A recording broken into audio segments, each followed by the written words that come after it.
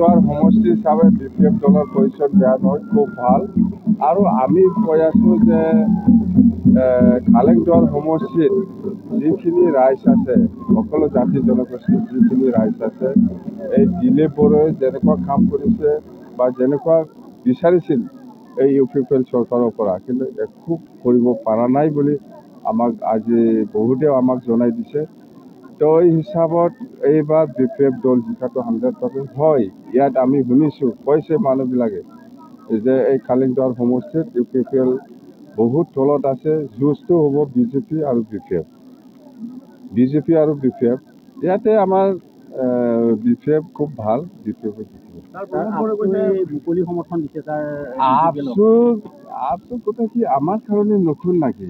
আমি কৈ আছে আপচুৱে প্ৰত্যেকবাৰে ইহঁতে ইলেকশ্যন খেলিছে, নামতহে আপচু, কিন্তু UPPL। আপুনি মই অপেনলি কৈ আছোঁ, ইহঁতেও অপেনলি ছাপৰ্ট কৰা নকৰা এইটো আমাৰ কাৰণে ডাঙৰ কথা নহয়। আগৰ পৰাই কৰি আছোঁ, আগৰ পৰাই একেলগে কাম কৰি আছোঁ ইহঁতে। আৰু আজিৰ দিনত আপোনালোকে চবেই বুজি পায়, চব জাতিয়ে আজিকালি ধৰিব পাৰিছে যে যোৱা 5 বছৰত আপচুৱে কেনেকৈ চৰকাৰ চলাইছে। আপচুহে চলাই আছে UPPLটোৰ নামত। আপুনি কোনোবা অসমীয়া হওক বা বেংগলী হওক বা কোনোবা গাৰো ৰাভাই হওক, কেনেকৈ আপচু পিছত যাই পেলাই স্কিম ল'ব, এইটো ডাঙৰ প্ৰশ্ন। সেই কাৰণতে UPPL এই BTCটো ধ্বংস হৈছে। আপচু হ'ল এটা জাতীয় ছাত্ৰ সংগঠন বড়োসকলৰ। এই বড়োসকলৰ জাতীয় ছাত্ৰ সংগঠনৰ এই অফিচত কোন অসমীয়া যাই পেলাই তাত কথা পাতিব লাগে? যদি আপোনাৰ যদি ভাল ৰিলেশ্যন আপচুৰ লগত আছে, আপুনি স্কিম পাব পাৰে, কিন্তু ৰাইজেতো নাজানে না।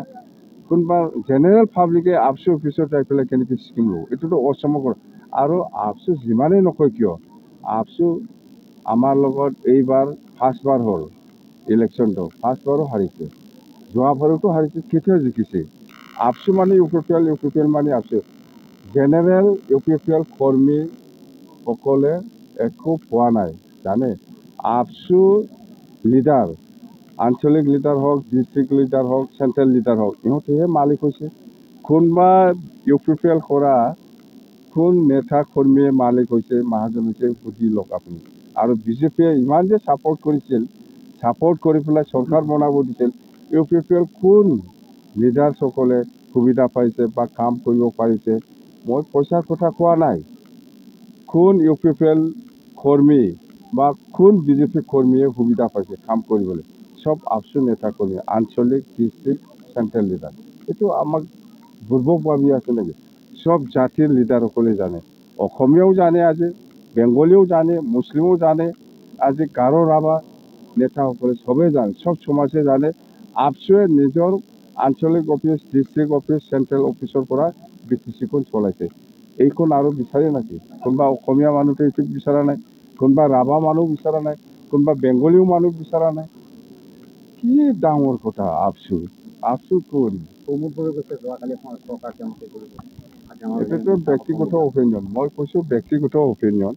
ৰাইজৰ অপিনিয়নটো হ'ল BPFয়ে চৰকাৰ গঠন কৰিব। UPPL 0। BJP পাব পাৰে 10ৰ পৰা এনেকুৱা। মই নিজে এবছলুট BPFয়ে নিজে 21টাকে ডিস্ট্ৰিক্ট পাব, আৰু কাৰোবাৰ দৰকাৰ আছে? BJPও শান্তি প্ৰতিষ্ঠা কৰা বুলি ক'লে দাবী কৰে, আৰু UPPLও দাবী কৰে। আপোনাৰ এইবিলাক জাম্বাৰ কথা, এইবিলাক কি কথা? এইবিলাক অশান্তি কোনে কৰিছিল আমাৰ দিনত? এইবিলাক অলপ চানা। অশান্তি কোনে কৰিছিল?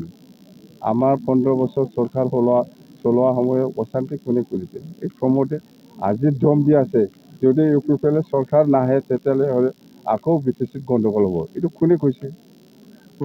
প্ৰমোদ বড়োহে কি কমেডিয়ান।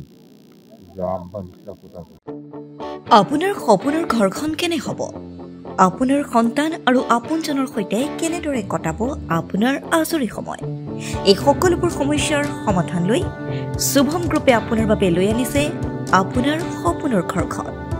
362টা ফ্লেটযুক্ত শুভম গাৰ্ডেনৰ সফল নিৰ্মাণৰ পাছতে 20 বছৰৰ ভৰসা, 16টা প্ৰজেক্ট, 28 লাখ বৰ্গফুটৰ সম্পূৰ্ণ নিৰ্মাণ আৰু 15 লাখ বৰ্গফুটৰ চলিত প্ৰকল্প নিৰ্মাণৰ অভিজ্ঞতাৰে যোৰহাটত শুভম গ্ৰুপে নিৰ্মাণ কৰিছে দ্বিতীয়টো প্ৰজেক্ট শুভম পাৰ্ক।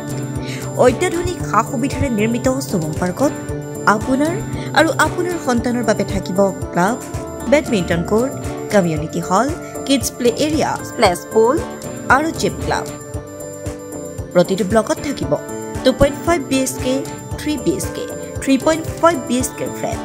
লগতে থাকিব আপোনাৰ আৰু আপোনাৰ আপোনজনৰ প্ৰাপ্তিৰ সাহী। আজিয়ে বুক কৰক আপোনাৰ সপোনৰ ঘৰখন। যোগাযোগ কৰক 6003301010 নম্বৰত। আমাৰ ঠিকনা সোণাৰীগাঁও, তৰজান, যোৰহাট 785001। 6000ৰো অধিক বাসিন্দাৰ ভৰসা শুভম গ্ৰুপ।